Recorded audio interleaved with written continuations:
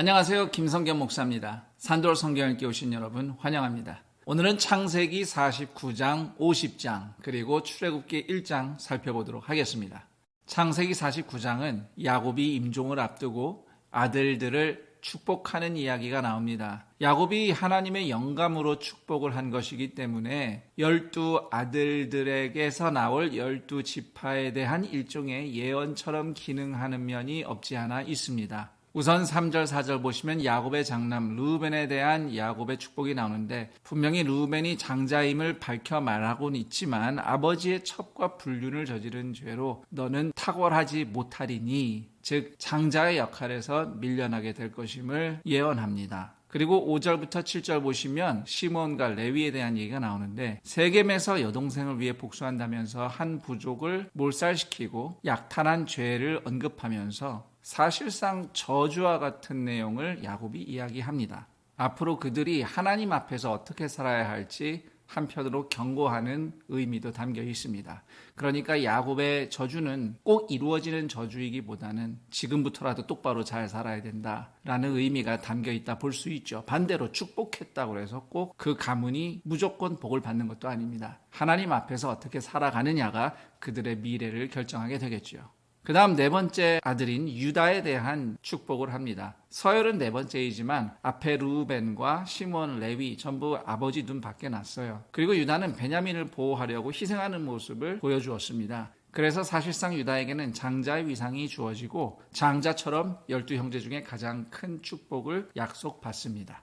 그 다음 13절부터는 나머지 아들들 스불론, 이사갈, 단, 갓, 아셀, 납달리 이렇게 아들들을 무난하게 축복을 하고요. 그리고 나서 드디어 야곱이 그렇게 아끼는 아들 요셉을 축복합니다. 형 유다 다음으로 많은 축복을 해주고 있는데, 요셉을 향한 축복은 그에게서 므낫세와 에브라임이라고 하는 큰 두 지파가 출현한 것으로 성취되었다, 이렇게 생각할 수 있습니다. 특히 훗날 이스라엘이 남과 북으로 나뉠 때에 남쪽은 유다 지파와 베냐민 지파의 동맹체고 북쪽은 나머지 10지파가 동맹을 이루는데, 사실상 남쪽은 유다 지파가 대표하고 북쪽은 에브라임 지파가 대표하게 됩니다. 그리고 마지막으로 막내 아들 베냐민에게 야곱이 축복을 하면서 12아들에 대한 축복은 끝납니다. 28절 이하에는 야곱의 마지막이 적혀 있습니다. 아들들에게 자신을 꼭 가나안 땅 선조들의 무덤에 안장해달라고 당부를 합니다. 그리고 야곱은 드디어 숨을 거둡니다.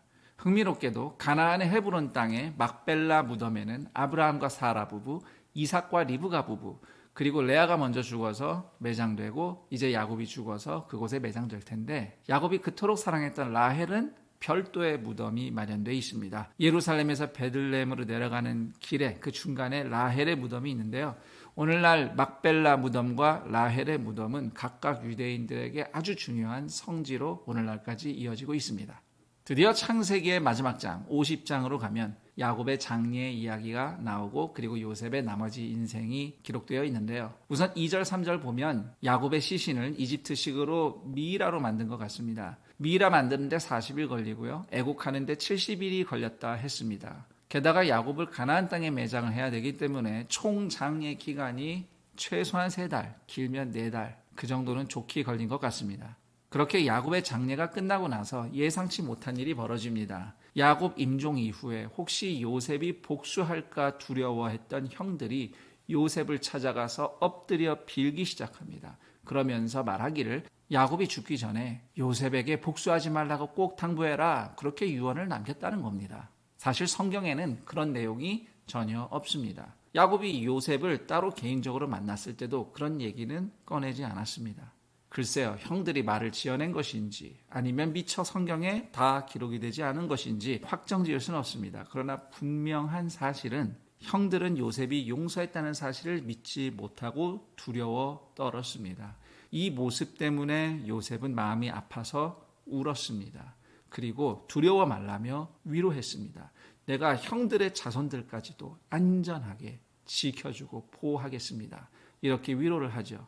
이때 요셉이 한 중요한 말이 있습니다. 20절 말씀.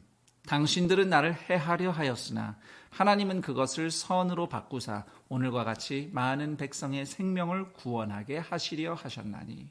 이 말씀은 사실 창세기 전체의 핵심 메시지입니다.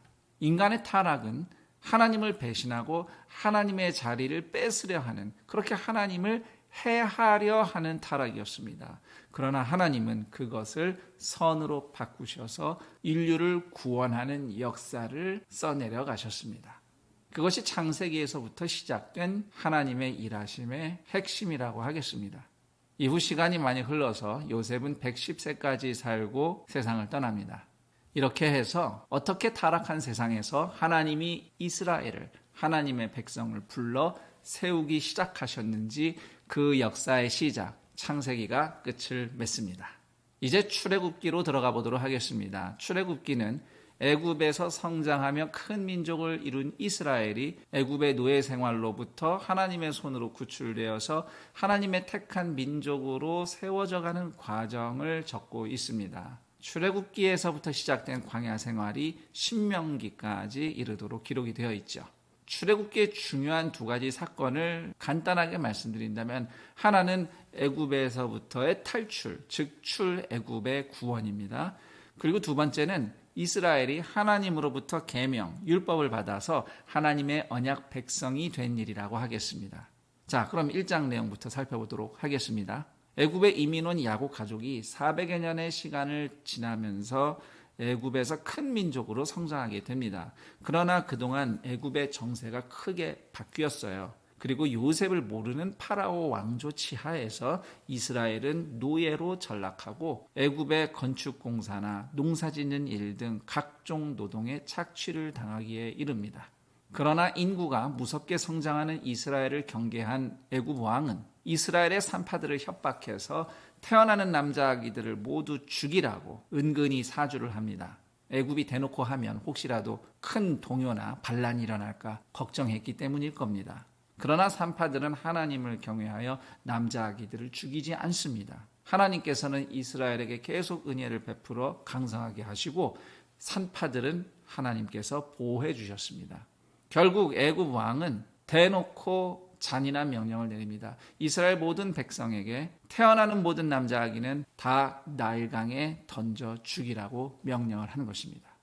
자, 여기까지 창세기 49장 50장 그리고 출애굽기의 시작인 1장을 함께 살펴봤습니다. 그럼 전 여기서 인사드리고 내일 그 다음 내용과 함께 여러분 다시 찾아뵙겠습니다. 감사합니다.